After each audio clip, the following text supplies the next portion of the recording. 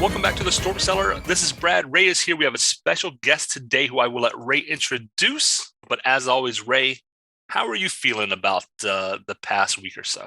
That kind of We're says it all. gonna, yeah, Well put, sir. yeah. I don't think I really need to say too much more.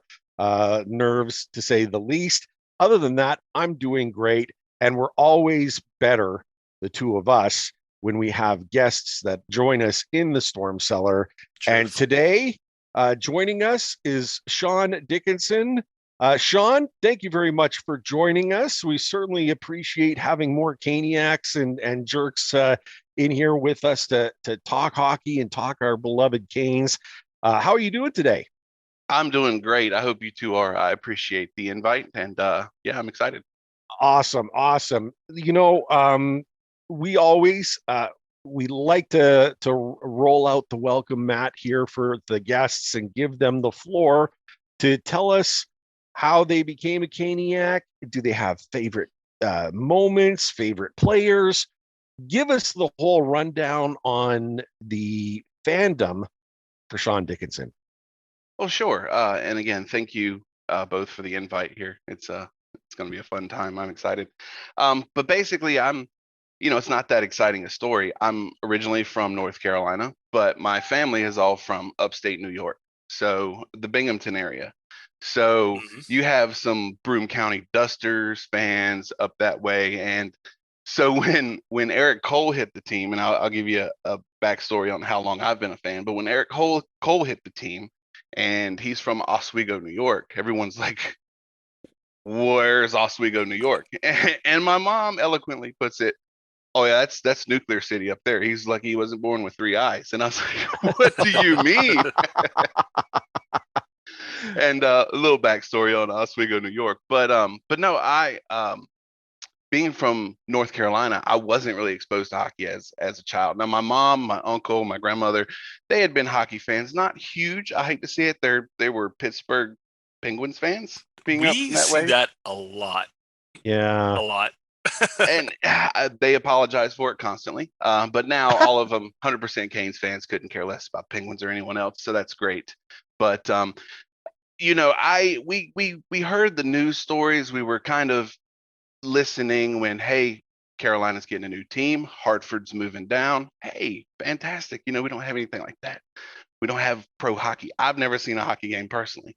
So, the Greensboro days were a little far for me personally, being from the sort of Raleigh area, the outskirts of Raleigh. That would have been quite a haul. So, and me being only 36 now, also it was a time where I'm not exactly self-sufficient. So unless Yeah, I've got a yeah, ride, I can't really get out that way. sure. But I want to say 98, 99, my mom goes, "Hey, you want to go to a hockey game?" And everyone's pretty much, "Yeah, why not?" I've never seen one live. I've seen it on TV, but the TV product in 98 was not the way the TV product is today. Yeah. So Hard to watch. it was very hard to watch. They still had the little streak when the puck would get hit, and the little The the little tracker. tricks and stuff they were trying to do on TV. It was horrible. But so I'm like, yeah, sure, of course. And remember 98, 99, it wasn't a great team. We were in the playoffs, but it wasn't the success that we see now. So, that's very exciting. But I go and I'm hooked. I mean, we're maybe middle of the lower bowl. You start to see the hits, the speed of the game, and I am instantly sucked in. Just cannot stop watching. So interesting story. We do like a little mini game pack, like maybe a little 10 pack because we enjoyed it so much. And I believe after that 10 game plan, we bought some playoff ticket. If we made the playoffs at that time, and I think 98, 99 we did, because this is when we started the rivalry with New Jersey in the playoffs. This is when, the Scott Stevens hit on Shane Willis. Yes. Later on, there was the hit against Ron Francis, concussed them both. So yeah, you learn at an early age who to hate, and the New Jersey Devils were definitely the first hatred that I ever had in the NHL. So Wow. yeah, I mean that's when I joined. That's when I joined the Hurricanes. I go bandwagon, even though, like I said, we weren't that great a team at the time, but a playoff team, respectable. So at that point, we get the little 10-game pack, and from that point on, until the economy took a downturn, season ticket holders. So for me, we went from 98, 99, a few games, to the entire next season, and then the entire Stanley Cup final run in 01, 02. And that's where most of my memories are going to be from, because unfortunately, by the time we get to 06, I no longer had season tickets, life changes, et cetera, et cetera. And a little regrettable, but 01, 02 was still magical for us, because we didn't have 100 some points that season. We weren't expected to be there. We gave, believe it or not, 5 games, but we gave a stacked Detroit team all they could handle. I mean, the triple overtime game, if that goes the other way, the series could have turned. But unfortunately, the oldest guy on the ice scores the game-winning goal in the third overtime. Man, oh man, I got to tell you, that whole cup run was great, because we had, what were the series that one? Was it New Jersey first, and then Montreal, and then Toronto, and almost. then oh no, no, what was that? You're talking about 2002? Yeah. I'm sorry, no, you're right. For 2002, yeah, Devils, Canadians, Leafs, Wings. Yeah. Because in 2002, that's the Miracle at Molson. Yes. That's Erik Cole. Shout out to Blincos. Oh my God. and Erik Cole, who is one of my favorite players all time for the Hurricanes. I remember him scoring that one goal in front of the net and turning around, and Doug Gilmour is standing there staring him down, and he's just got his arms in the air, just standing at him, staring at him. That was glorious. I loved everything about him, and especially putting it to the Habs, the team that shall not be named normally. Yeah. And you know how I am with them. That was fantastic. Beating the Leafs. I mean, the Hurricanes. The Hurricanes friggin' blew through Canada like a cool summer breeze, is what that playoff series was like. It was unbelievable. Absolutely. And the triple overtime game. Oh man, I left the arena at 1 a.m. Yep. Shawn, you were there, so you can back me up. I've never, not just in hockey, I've never heard anywhere in my life as quiet as that arena got when that goal was scored. There was some elation from the Detroit fans.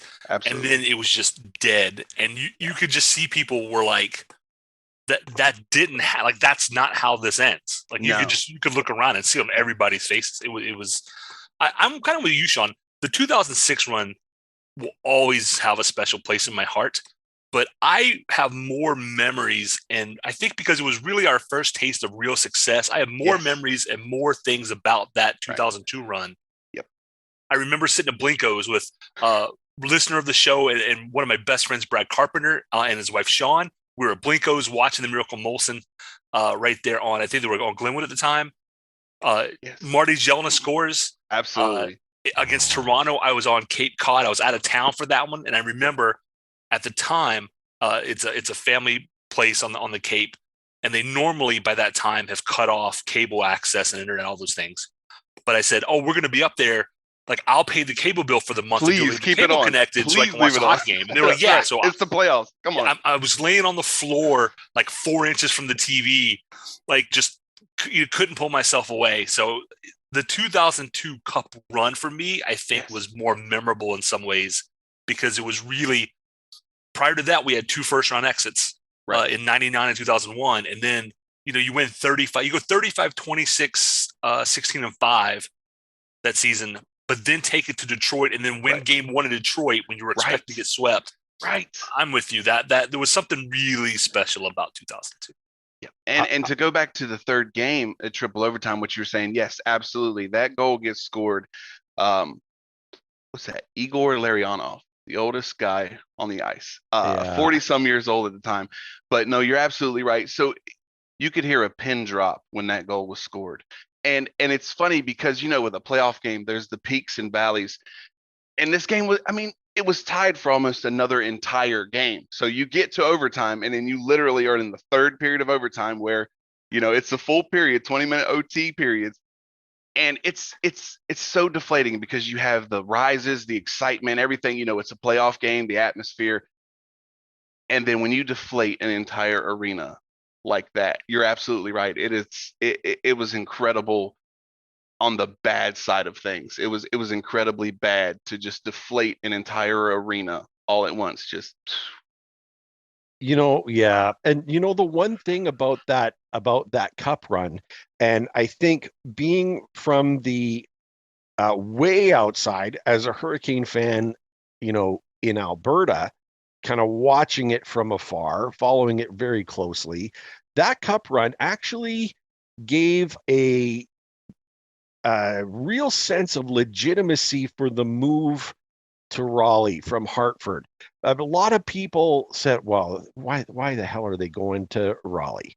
Yeah, what do they know about hockey? What do they know about hockey?" And That's right. It was highly critical, and people didn't like it, and so they get into the playoffs, which was great, but it kind of solidified the strength of the franchise when they can go to a cup final, and not just go to a cup final, but beat two original six teams along the way. It made it more, it seemed to make it more real. Now, sure, there's been long droughts of not being in the playoffs at all, and there's an ebb and flow to the number of fans in the stands that go with that. You know what I mean? Like, it's understandable, but there was a solidifying of the legitimacy of the move, because the fans, even back then, and Brad's heard me say it, I know you've heard me say it, Shawn, this Game 7 in 2006, where the fans did not use their seats the entire game. Incredible. It was a display. It was a display of the fandom that no one really understood or saw, but it began in that cup run in 2001, 2002, like that first cup run against Detroit. You're absolutely right. You could see how ingrained it was, how great the fans were, and how great it could continue to be, and how it is now. Yeah, and a hot take is, it's not that hot. It's not super controversial, but I honestly think that if you don't have that cup run in 01, 02, you may not win the cup in 06, because it gave you, even not just for fans, but for the team, for ownership, management, etc., you want more. You get to the dance and you lose in 5 games. And if I remember correctly, that was when then owner Peter Karmanos goes, okay, we're going to spend to the cap. We're going to, make the moves you need to make. JR, let's get this thing rolling. We need to get back there. And, it took 4 years, but they did it. And, of course there's peaks and valleys, and no cup is easy, but for some reason that 06 team, you just had, it was different. You had that faith. It wasn't, we're just nice to be here like in 01, 02. It's, we're here and we're going to win. Yeah. We're absolutely going to win. And no, you're right. That Game 7, I couldn't be there, but man, even on TV, even on television, I was actually at a local bar in Raleigh. We were watching the game that way just because it's fun to be in an atmosphere, and it's Game 7. You just, the closest thing you can get to being in the game. Apologies. So yeah, no, you're absolutely right. The legitimacy from the 01, 02 Cup run. Hey, we're the new team in town, but also, we're legit. We're here. We can win playoff series. We can beat the best that you have, and we came up short. But you go take a look at that Detroit team. They weren't going to beat denied that year. There was no way. There was no way you were going to. Well, that might have been one of the best teams of all time. It absolutely could be. I mean, they stacked. Come on.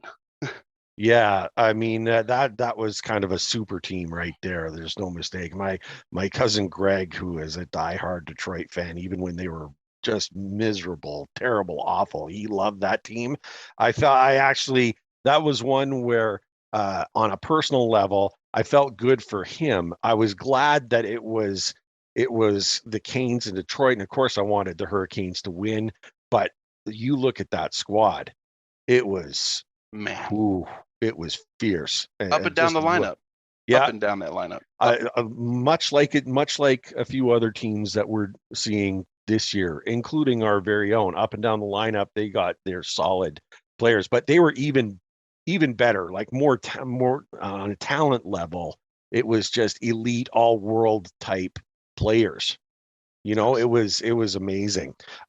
Sean, I gotta ask Yeah. you mentioned you talked about Erik Cole and the comment about the three eyes that totally made me laugh. Did you have a favorite fan? Is there an all-time favorite? Who is your all-time favorite, and who's your favorite on the squad right now? So all time, of course, I joined in 98, 99. That would be number 92, Jeff O'Neill. That, Eye of the Storm. Yo, dog. That's right. See, that's a hot take. Really? I think that's a little bit of a hot take anyway. I don't know if you ever met. So real quick, and I'll let you finish. Sure. I've met Jeff at a bunch of season ticket holder events. Kind of a prick. And since leaving the Canes, yeah, I am not going to argue that point. So I don't know. Just throwing that out there. It's unusual. As good as he was for the Canes, it's just an unusual thing for. I don't know how many people that I can say would say Jeff was their favorite player. And he probably deserves more credit than we give him because of his attitude some. So you might be the first person I know who said Jeff was my favorite player. He absolutely was my favorite player. Which just surprised me some. So yeah, keep going. Up and down. There's no one, and he remains one of my favorite players. But you're absolutely right. But you know what? I please don't take this as a hot take right here, right? And he was talented, not in the way of the player I'm about to mention, but how many people are just absolutely. Michael Jordan was the best player ever. He was my favorite. No one can tell me otherwise. And that dude, I've never seen him not be a prick in public. Honestly, I've never seen Michael Jordan not be a prick in public. Now, I am not in any way saying that Jeff O'Neill is to hockey what Michael Jordan is to basketball. Right. But it's that same kind of thing. He the way he played, I loved it. It was a physical guy, at least for first half of his career, right? Let's get that out of the way. Physical guy, goal scorer to me. And I met him once and he was super nice. That's the funny thing. The first time I met Jeff O'Neill at a season ticket holder event, signed my jersey, took a picture with me, super nice guy. Now, absolutely, I have seen instances both with his teammates and with other other members of the public. Yeah, he's a prick. And infamously during those times after that cup run when things weren't so great, he called out his coach to the local media. He called out Paul Maurice to the local media, saying that he was an expletive joke, the bag skate that they got. So, I mean, he wrote his own history as far as his exit, being traded to Toronto, et cetera, et cetera. He wrote that history. It wasn't a good thing. And then I believe, the tragedy of his brother dying then kind of led to the end of his career after going to Toronto, because I believe after Toronto he had a tryout here and he just didn't have it anymore, whatever that is. And to give Jeff some credit, speaking of 2002 in Toronto, Game 3, 2002 against Toronto, boom, the black eye. He becomes the quote eye of the hurricane, right? Yep. A full props, man, for playing with one heck of a shiner. Good Lord. He could. There's no way you could see out of that. That thing was nasty. No depth perception. There's no way. Nasty. That was one of the nastiest swollen black eyes I've ever seen. But yeah, I mean, Jeff O'Neill was my favorite. Of course, that was short-lived. But during that time, you got the Iron Man, as we called him, Rod Brind'Amour. How can he not be a fan favorite everywhere you go? Man. I have friends that are from Philly, that are from that area, that still love Rod Brind'Amour. I've never seen a more universally loved player. I mean, of course, other teams have them, but for us, the most universally, I mean, you do get Pens fans and some other fans that really love Ron Francis, but for us, it's definitely Rod Brind'Amour. Universally loved. And now as a coach, you're seeing it too, just universally loved. And nobody has anything bad to say about Rod Brind'Amour. And we say it often. Rod Brind'Amour should be a Hall of Famer. Oh, don't get me on. I will get on my soapbox over that. I will get on my soapbox. You got the Sedin twins and etc. Brind'Amour has more goals. I mean, even stats and a lot of things. Brind'Amour, his value to the team is immeasurable in stats, but even in stats, he's killing some of the guys that are getting in. So Ray, that's an idea for the off season. An hour. An hour on why Rod Brind'Amour should be in the Hall of Fame. We That's could a great do idea. we could do 2-3 hours. We'll make that happen. And we've got Shawn to thank for it. So thank you. You're helping provide Absolutely. programming for us in the weeks to come. Who's your guy now? Svech. Svech is my guy now. There But you I do go. have a soft spot in my heart for Marty Necas, and this, especially with the season that he's having. Everyone knows, especially him, that it's not the season he'd like to have. It's not the season his team wants him to have, and it's certainly not the team that the fans want to see him have. But the season the fans want to see him have. But I got faith. I know you've dangled him out there as trade bait a couple times. I listened to the podcast, But only because he's good, not right. because it's not a a give change up of on. scenery It's not cannon thing. fodder. He's not something cannon for fodder. him. He's good. He's maybe Right. just this isn't the right place for him. But you're right. I have 100% done that. And after the trade deadline, he really came alive there for a few games, which is like, this is what we're hoping you'll become. So for still hoping. Necas in particular, I liken this season to Svech's last year. It wasn't great. It is a contract year for Necas. We're going to get off his ELC, get him on hopefully a long-term contract. I think these guys like Svech last year, he's putting more pressure on himself than we could ever put on him, and I don't think he's responding well to it. I don't think Svech had near as good a season as he could have last year. Dumb penalties and just stretches the games disappearing, kind of like Necas is now. Maybe just Necas is a little more noticeable and a little more invisible. But great point. The talent is all there. It's just we've pointed it out. We've pointed it out so many times. He's got quick hands, quick feet.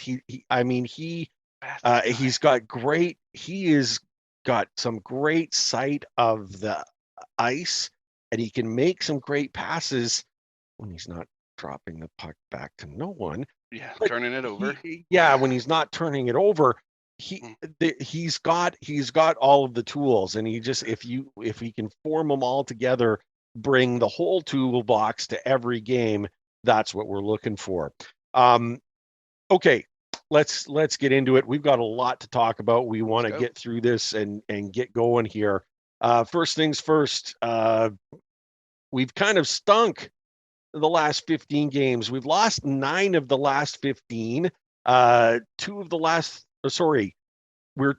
in the last 5. Yeah. 1 and 3 in the last 4. This is not what we've been used to all season long. What's going on? Oh no, that's exactly it.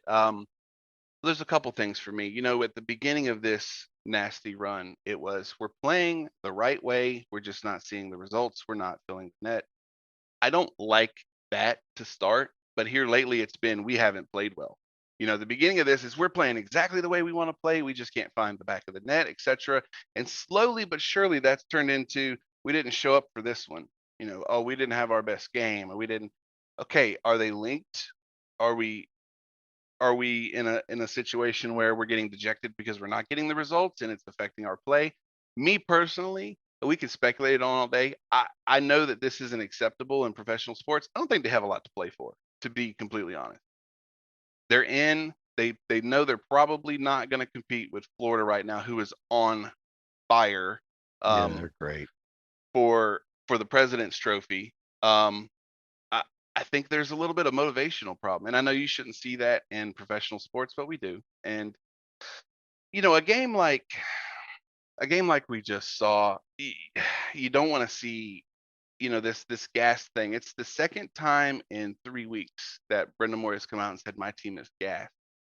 And what I worry about the most is are we gassed all the time now? Did we have this ridiculously great start to the season and run through the middle of the season where we were destroying everyone, to, well, the guys are just kind of out of gas now? And I don't want to believe that, but it slowly seems like we're teetering a little bit on the downswing of things. And it's just kind of hard to put your finger on for me. Brad, do you think, I don't know what Shawn does for a living, but do you think he's into espionage? Because he was clearly reading my texts to you during the last game. Are you serious? Where my first question to him was, gassed or indifferent? Which one are they? And the fact that you brought that up, Shawn, that is exactly we were trying to decide that game against the Islanders. Were they gassed or were they just indifferent? That didn't look like a gas to me. It didn't, did it? And you know, yeah, they look. We've seen they stunk in the first. There it is. Yeah, and Brad's showing it to you. It's exactly there. Were they gassed or indifferent? Question mark. My answer was yes. Yes. Yeah, right. They're a little column A, little column B. Look, the game in Buffalo, Buffalo was taking it to them, and the fact that the Hurricanes swept back and just dominated the second and the third period and won the game going away. Exactly. It showed we can dominate this when we want to. Okay. Exactly. I'm with you, and I can't decide which one it is. Are they slow or are they just meh? And I was trying to wonder if they just burned themselves out, you know, doing the comeback and getting it out. They just burned itself out with all that effort, and then they come back and they are gassed because they put so much effort and so much just skill and talent. They just put it all together, a real dominance. And Brad, you're wanting to jump in because this is, I just couldn't decide. I wanted to give them the benefit of the doubt of gassed, but what I was seeing on the ice seemed indifferent. Brad, what do you think? I think my initial kind of flippant response to you of yes is more true than I realized when I thought about it, because looking back to March, right?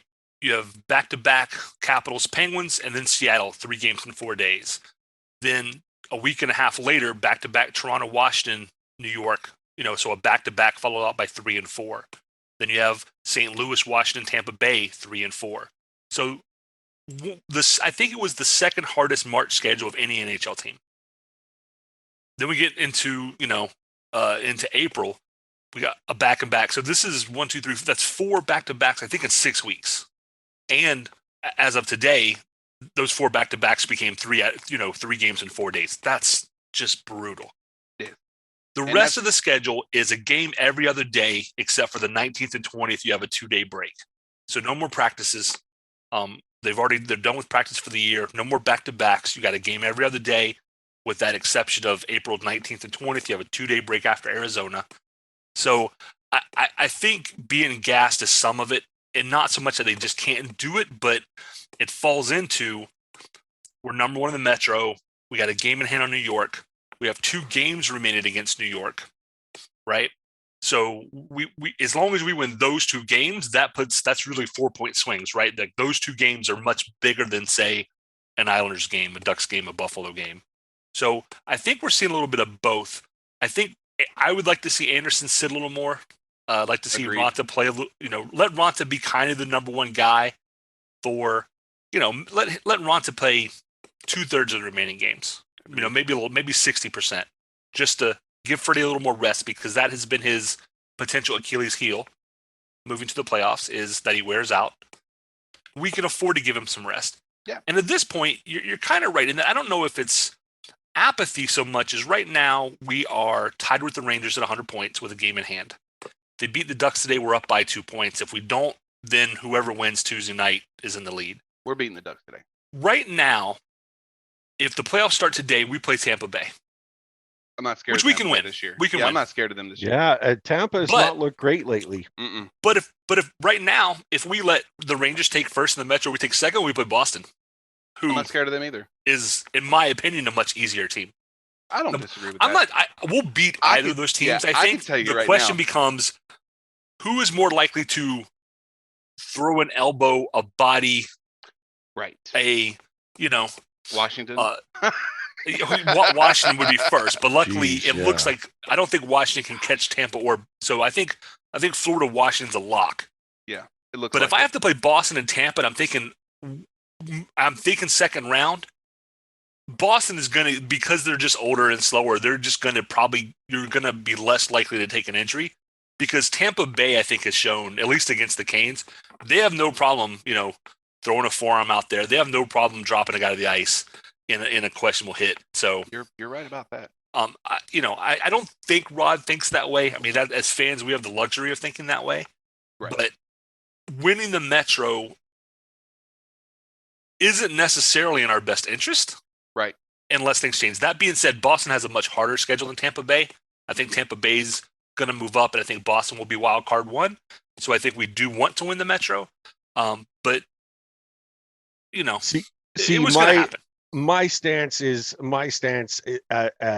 it's really always been for most teams, is you finish that regular season as high in the standings as you can to get that home ice advantage, and especially for the Hurricanes, who have a fantastic record at home, who play very well, and the fans can fuel that team.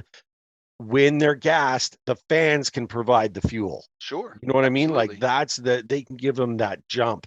I was going to slide that in as an extra topic here, Brad, was the importance of the Metro. Is it more than what we think it is? But you beat me to it. So we're in sync here, thinking about home ice, I think, is a big one.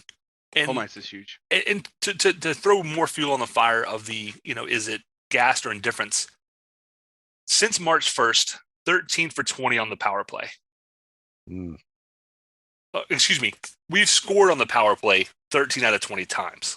So in 20 games, we have 13 games with power play points. So we're not 13 for 20. That'd be amazing. I'd be happy. Right, I was like, fantastic. That's great. What are we saying? In the 20 games since March 1st, we have scored on the power play 13 of those games. 0 for in the last 4. You got one against a Montreal team who is playing better, but is nowhere close to you. Yeah. Then you go 0 for a couple of games. Then you get, you score one against St. Louis in which you had 7 goals. Like, that feels like that's just your night, right? You were going to score anyway. You get one on against Dallas. You get one against Tampa Bay. Those are legit. Then you go 0 for 6 games. You got 2 against Seattle, who is not good. Sorry, I'm not really too worried about those. They're not. You get one against Pittsburgh. That's legit. You go 0 for when you get shut out by Washington. And you get one against Detroit. So of those 13 games that they scored a power play goal in out of those 20, 3 of those games are against teams that you should just destroy anyway. Right. So the power play percentage it looks good. It's like 23%. It looks good on paper. But we're not scoring power play goals in games in any meaningful way.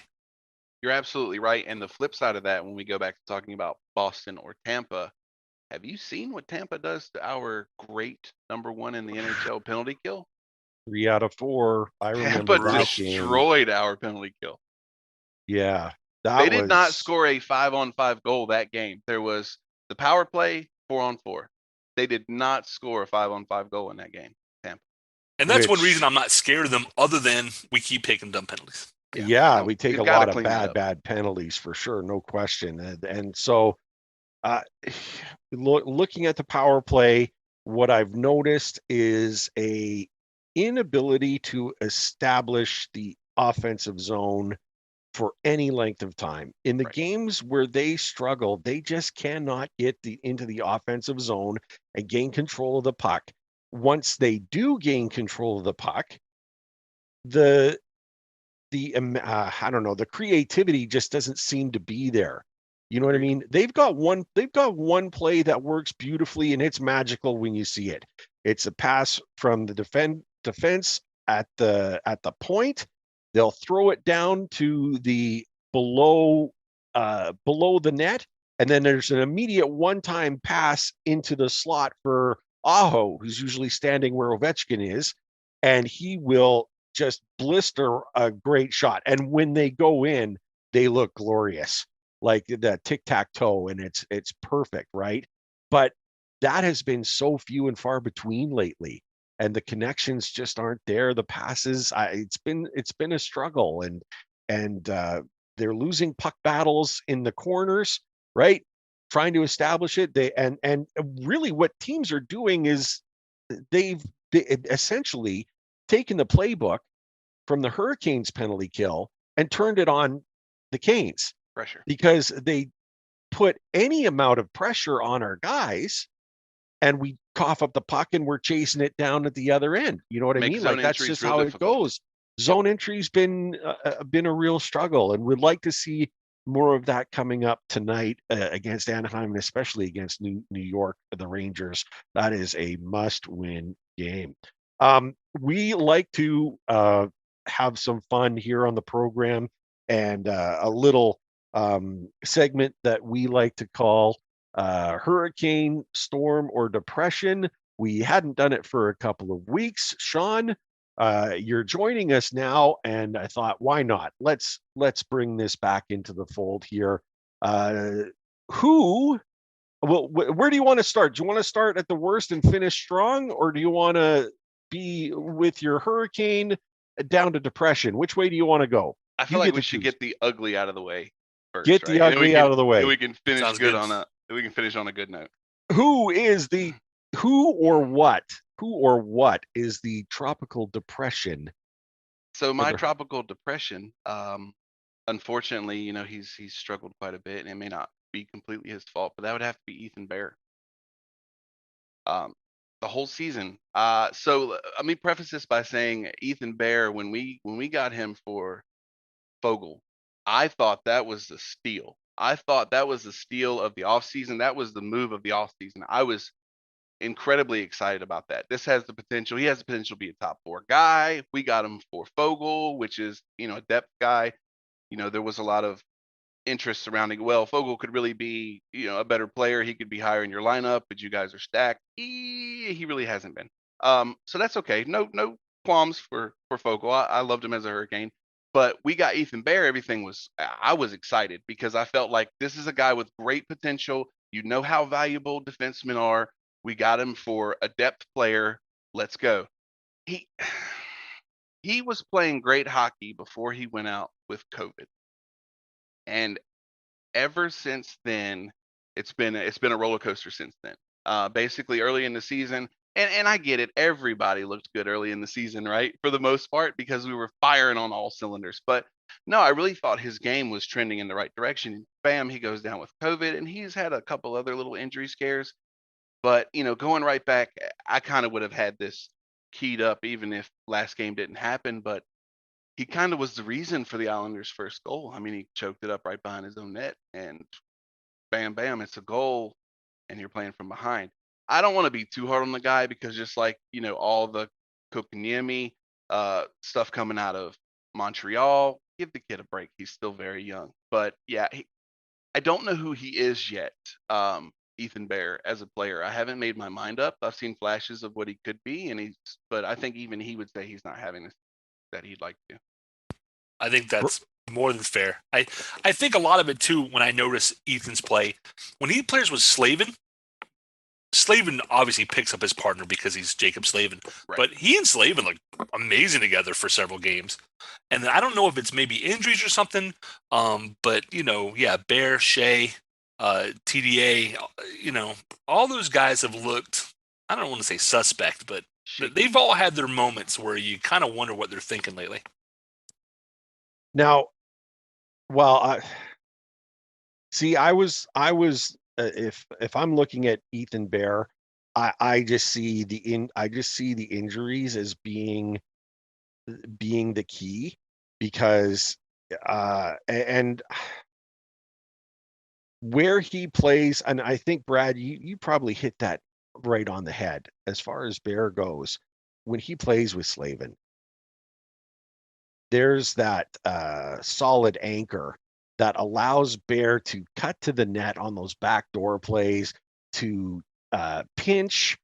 He pinches at great opportunities that can provide things. But Shawn, you were also right that he a little bit of a forecheck, and he ended up coughing up the puck that led to the goal. The turnovers have killed this entire team the whole way.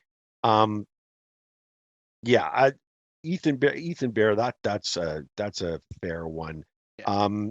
Brad, do you want to go next? Do you want me to go next? How do we want to do this? I can go next. Go ahead, fire away. This will only be controversial in that I'm naming 23 guys. Our zone entries and zone exits depress me fairly consistently now. That's my tropical depression. Neutral zone turnovers, defensive zone turnovers, trying to gain the zone offensive line turnovers have absolutely led to so many goals lately. I can't even keep count. That to me has been problematic. I don't know if this kind of goes back. Is this lethargy? Is this being gassed? Like, what is this? But passing, not crisp, making bad decisions. We mentioned Necas earlier. If I see one more drop pass to nobody at the offensive line that leads to a 2-on-1 going the way, I'm going to drive to Raleigh and speak with men and talk to the man. So for me, it is all about real zone exits would be my principal issue. We've had a really tough time lately, it feels like, with zone exits, and then neutral zone and zone entries and turnovers at the offensive line. That's for almost everybody on the team. I can't think of anybody who's like, give it to Mr. Dependable right now. Yeah, no, that's fair. And you know what, Brad, allow a little more cross-pollination. The exits, the defensive zone exits and the struggles that they're having there, more cross-pollination to basketball. To me, the worst mistake that teams make is allowing offensive rebounds. And that's the exact equivalent in my mind to the failures to exit the defensive zone quickly and crisply and with, you know what I mean? Like getting the puck out and moving it forward. That when you're giving these teams extra chances, like if they gain the zone, they get one shot, get the puck out. You know what I mean? Like get the puck out. And if you can't get it out because of the forecheck that's coming, or because you can't get those passes tape to tape, those are going to turn into turnovers and you'll find them in the back of the twine. And, our goaltending has been able to save us most nights, but there's times where the turnovers are so egregious that the opportunities for the opposition to score are just triple A. When you turn it over into a 1-on-none, and the goalie doesn't stop it, it's not the goalie's fault. No, it's never the goalie's fault. So that's a great selection. I can't argue. And it just, like I said, it reminds me of offensive rebounds in basketball. What about another you? One? Yeah, go for it. If I have one, and I gotta. He stole your kind of everyone. No. That threw them all under the bus equally. He stole the easy one, right? I just wanted to name a player. That's a great one, and that's why we say either a player or an aspect, right? Because there's lots of things. To me, as far as the depression goes, and I hate saying it because you dig them and you've already talked about them. It's Necas. Necas right now. There was in the Islander, I think it was the Islander game. No, I think it was the Buffalo game. The offensive zone cross check that he laid on that one guy that put him into the net, just an unthinking. And I texted Brad immediately and said, if I'm Rod, he doesn't see the ice again until the third period. Like I was furious. That is, offensive zone penalties are just, we've heard Trip Tracy listening to games and stuff like that. You hear him say, oh, you know what? Offensive zone penalties, you're being aggressive and sometimes they just happen and stuff. But that one was inexcusable. Inexcusable. That is just not. We've got a great penalty kill. We don't have to keep proving it every bloody night. Right. At every opportunity. We've got a great one. Guys, don't put it to the test anymore. Give them a break. And that was one for me that was just an egregious play. But Necas, the other one was, and I mentioned this to Brad in the text as well, as you can get, Brad and I text each other a lot during games. Didn't notice. How in the world did he miss that open net? How? Yeah. I told Brad immediately, I would have missed that. I can do that. Right. He has got unbelievable skill and talent, the goaltender didn't make so much the save as, I mean, he didn't even he know hit the him. puck was there. Necas hit him. He didn't make Yeah, a save. Necas he hit didn't- him with the puck. The puck, Sorokin Sorokin. If you watch, the puck hits Sorokin's pad, and then Sorokin's like, "What hit me?" He's surprised. Yeah. Yeah, absolutely. Totally surprised. Like, where was that? Is that where the puck was? Like, oh, it's not in the net. So fantastic. I was stunned. And all of us, we're hockey fans. We've seen worse missed open nets. Absolutely. We've all seen worse, But not far lately. worse than what that was, because that was on a cross ice pass on a one timer. Sometimes a stick breaks, whatever. I mean, we see those things where a guy's like 2 feet from the front of the net. All he has to do is nudge the puck and it's in, and they miss, right? So those things happen. But this was just on a night where that indifference was taking place. It could have been, it happened so early in the game, it could have changed the whole feel of the game. They score on that one, it would have changed the whole feel of the game. You're right. In a different vein altogether. And earlier I drew the struggling. comparisons to Svechnikov last year. And the penalty, it's the same thing. Yes, it's inexcusable to take that offensive zone penalty for cross-checking. But we were saying the same thing about Svech last year. So I don't want to give Necas a pass, right? Because he should be doing better. But that is exactly the kind of thing I'm talking about when I say Svech last year had this kind of season. Those things right there. Because I know last year we were screaming about dumb penalties from Svech. And I think you're onto something, Mike. Oh, I'm sorry. I called you Mike. Sean. So my two middle things. name's Michael. It's okay. Okay. Everybody might know, but maybe newer folks don't. The opening of an NHL regulation net, 6 feet wide, 4 feet tall. Nate just had 4 feet high and 5 feet of net to hit. Right. Okay. Yeah. It wasn't a little bit of net. It was wide open. It was all of it. I think Sean might be right in that in the week after the trade deadline, Marty Necas does not get moved. Little pressure's off, 6 points. Yeah. Since then, do either of you want to guess how many points he has since March 29th? 3. I think way too one. high. I think only one. Way too high. Yeah, he's been off. I He's thought an he offer. might have had a second. I thought he might have had a secondary assist somewhere. He's an offer since March 29th. So the trade feel deadline's the 21st, 22nd. He played really well for a week. Pressure's lifted, and I don't know if he's in his head again or what. But nothing. I mean, when you score a goal and you do the invisible monkey off your back deal, you just let everyone in the world know how much you were struggling. I know it was kind of fun and it was cute and all when he did it, but you just let everyone in the world know that you were in your head. Yeah. Yeah. Do you think he needs? Would you give him time in the press box? No. I'll tell you what's not helping, and it's not his fault. And I really hate to be. Rod Brind'Amour is a genius, but Necas is hardly ever on the same line game to game. He really gets moved up and down the lineup, and that a lot is his doing. It really is. So I can see it both ways though, right? Because earlier in the year, Kotkaniemi was the same way until he found a home on that fourth line, centering that fourth line, and suddenly we're going to move everyone around him. We've got him where we want him, and now we're going to move pieces around him.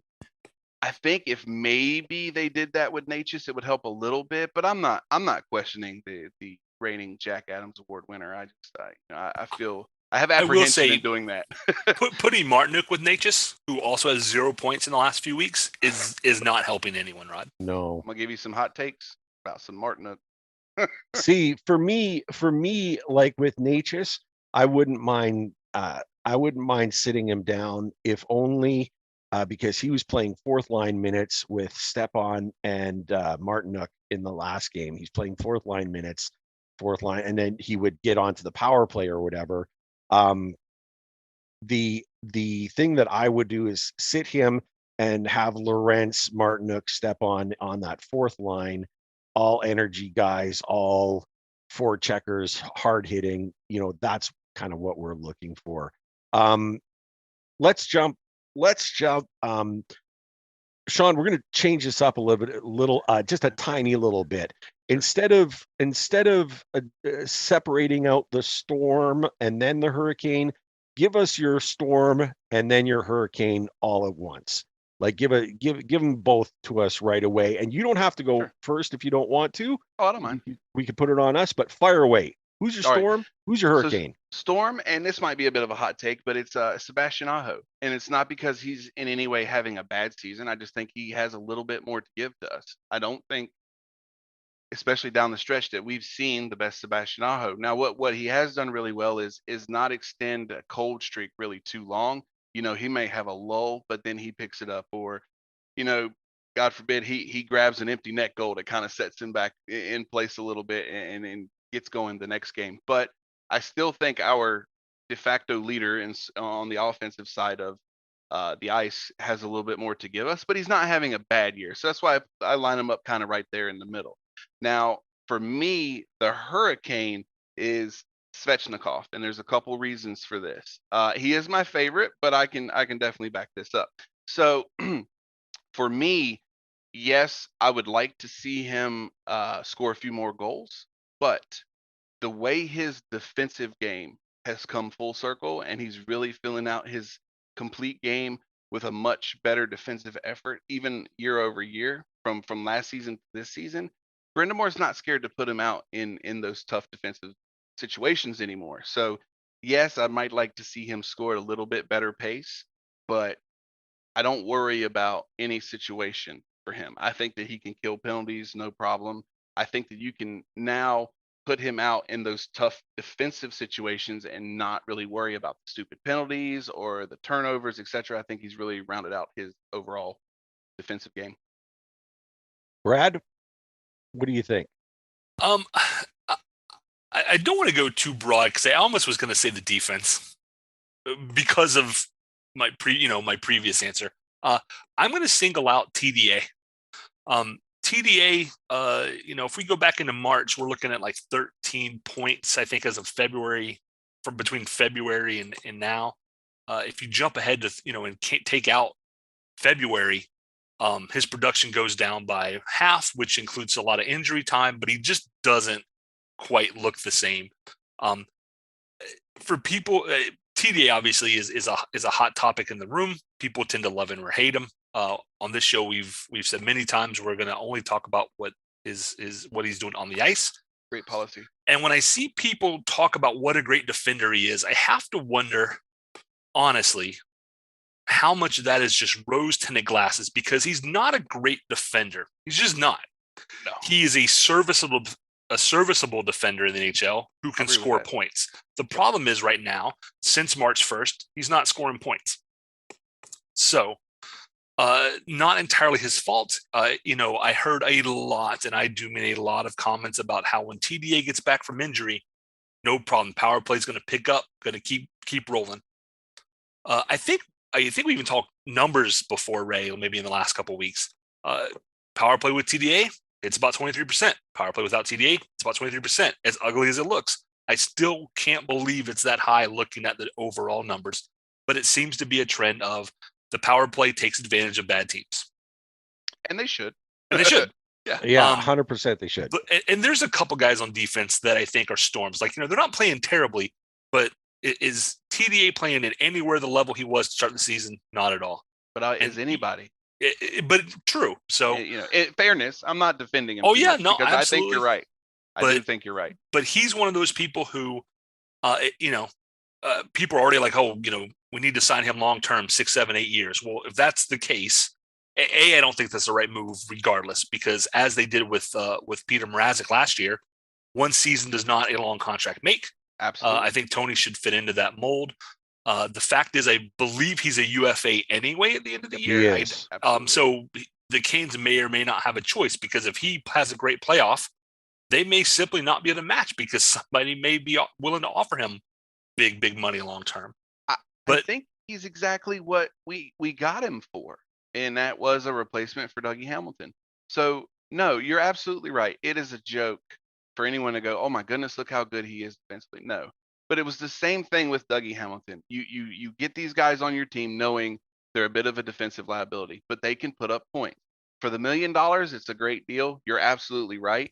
He's not where he was. Yeah. The only difference for me between Dougie Hamilton and Tony DeAngelo is DeAngelo does not shy away from physical play. That's literally the only difference in their game from my perspective. I agree. I see people who love one or the other and hate the other one as far as the on ice stuff goes. Same And I'm like, guy. they're the same guy. Yeah, same Like, guy. They it's are. the same people like myself who were like, I don't know why we have Sandis Ozilic. I don't know why we traded for him. Oh. Not because he couldn't play, because he did not fit the style of hockey No. that we were You playing. got It doesn't make sense. Ozelinch in a Right. trap format. Yeah. No, So doesn't work. Gosh. Yeah. You know what? TDA is a puck distributor. He is a power play quarterback.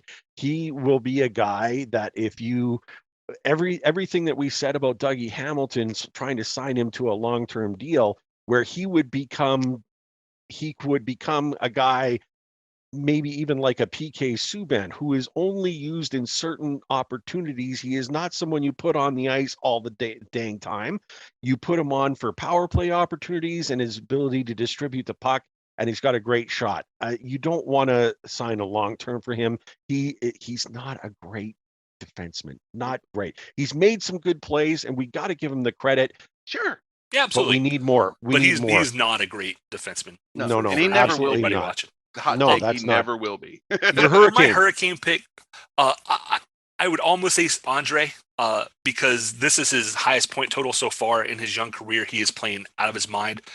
I'm going to take a half a step back, and maybe this person is kind of, I think, maybe emerged as my second favorite player on the team, and that is Teuvo Teravainen. I mean, good pick. Turbo has absolutely gone bananas with this year. I think overall, 58 points so far in 67 games played. You know, he's at a .87 point per game pace. He's taken 51 minutes less penalties than Svetch. He's only taken 20 penalties or 20 penalty minutes the whole year. So he's got 2 shorthanded goals, 3 game winners. It is hard not to like Tuovo's game right now. Absolutely. I think he's one of the few people who still is just playing well, and without him, I think we would be sunk. Can you guys correct me real quick? I know we got Teuvo from Chicago. Did he come over in the Brian Bickle trade, right? Wasn't he kind of an afterthought in that trade? He did, what trade was it we made that we got him? Because I cannot remember. I thought maybe you guys was the Bickle trade. It was, and I was gonna pull it up, and I can tell you right here. He was like a throw-in piece to that trade. Yep. Because the focal point was Bickle. I knew that, and then I hate to see it, but he had the diagnosis and it cut his career short. But I was excited to get Teuvo because it was kind of he was that piece of this guy he was their Necas. I'll say that. Maybe not exactly, but it was this guy has a ton of talent. We just haven't seen him put it all together like we need him to. Here, take him as a piece. Yep. And for a second and a third. I would say that is absolute robbery. I have a couple of friends on Twitter who are very big Blackhawks fan. Mm-hmm. I try not to bring up that trade around them because they're still upset about it 5 years later. They're not very happy about that deal. Well, not they after have a lot they see, to be upset about. Oh yeah, and yeah, they absolutely do. I'm gonna jump in with my my depression and my Hurricane. For me, my depression, and I mean, I'm looking at you, Brady Shea. Not because partly because you're the one that let the guy get to the front of the net and wreaking havoc.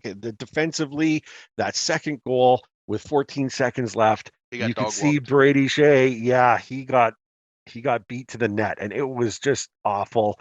And I don't know if he's run out of gas or whatever, but Brady was on fire to start the season, and just like everyone else, just like everything we said, on fire, playing well, great offensive opportunities. Jumping in, the times when they pick to pinch have been great, right? We're just not seeing the results now, though. They're still pinching at the right opportune times to cause havoc in the offensive zone, but defensively they're struggling a little bit. They're getting beat wide. They don't have the feet, and it's a long season. Right? It's a long friggin' season. So you can understand there's wear and tear. And this is where we talked about earlier, the injury bug. Are there lingering nagging, not enough to take you out of the game, not enough that any player would want to be taken out of the game, because everyone's got heart. They all want to play. They hate being laid out for a little while, right? Like that Right. drives them nuts. But Brady Shea, he's my guy. I need to see an improvement a little bit everywhere, a little more accurate on his shots. I like when he pinches. The defensively, he's paired up with Pesce on every night. I think they're kind of a partnership that doesn't break very often, if any. I need more out of Brady Shea. My Hurricane, it's the low-hanging fruit. I've said this before. The man plays a 200-foot game. He's outstanding. You took him as your Storm. I'm taking him as a Hurricane. As always, Sebastian Aho. The man just, there was a play in front of the net in the one game, a wraparound where the Islanders were almost scored and there were no defensemen in front of the net. None. There was one Hurricane, and it was Sebastian Aho preventing the goal and clearing the puck correctly, moving the puck out of the zone well. Now, he hasn't been on a real scoring tear. No one on the team has. Right. But everything he does defensively, his effort, he's a feisty guy too. I You love watch him. angry He's angry. Seabass is fearsome. I mean, whether you're fishing or whether you're watching Sebastian Aho, an angry Seabass is, I mean, that's great. I mean, I got to tell you, I love him. I love his effort. I love everything about him, what he does, what he brings to the game. And he continues doing it. And we're going to need to lean on him heavily, especially in the playoffs. Our top line is going to have to be great. And you know what? And I'm going to give an honorary mention to Seth Jarvis, who's put on the top line. I love what he has done there. And we said this last week, Brad. I'm saying it again. I really like that idea, having him on the top line. The re-entry of Jarvis has been fantastic. There was that lull, and then he sees time. He hit the proverbial wall, and then there was that time on the fourth line, and kind of where's the spot. And then I believe it was an injury that initially brought on, hey, let's get him up there. And then when he came back into the lineup, it was fire from there. Yeah, straight fire. He's been fantastic. Straight fire. We're running out of time. Just real quick. I can't wait to see Jarvis in a couple years when he's got 20 more pounds of muscle on him, because the kid's got everything else. He's so small. Seeing him now is fantastic. It's just unbelievable. He's just amazing.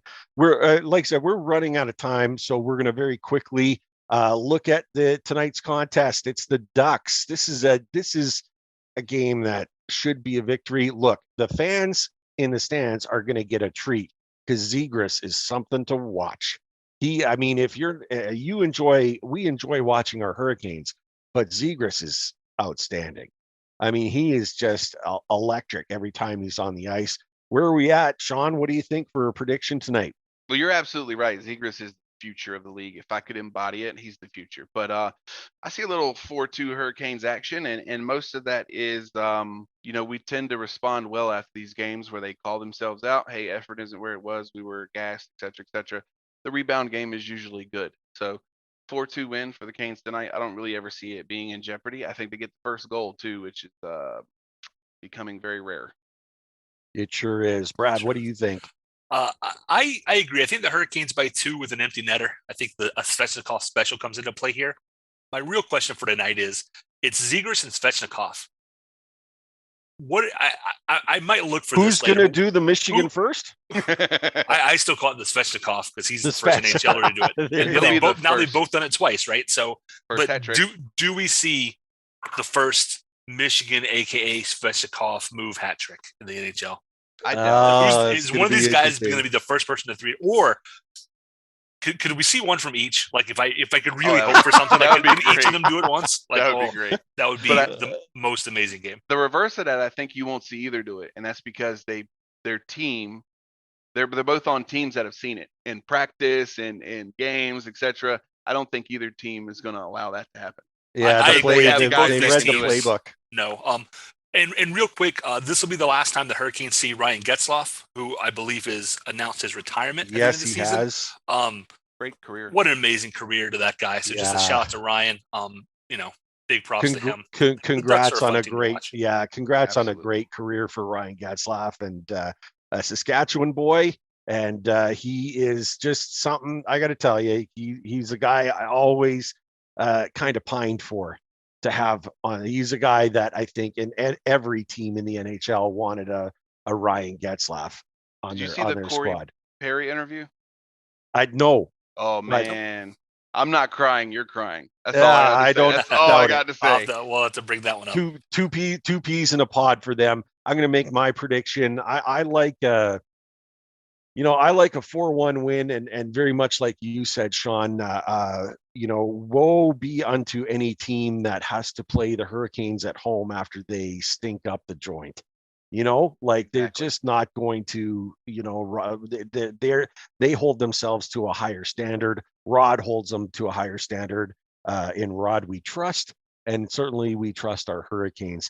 We've talked about so much. Shawn, thank you so much for joining us. Yeah, You've been thank you for being here with us. fantastic guest, man. Oh man, you're welcome to come back to the Storm Cellar anytime. Just like every guest that we have, It'll be they're my always pleasure. willing to come back.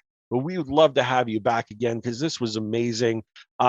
We've said so much, guys. Is there anything else left to say? Let's Go Canes. Go Canes.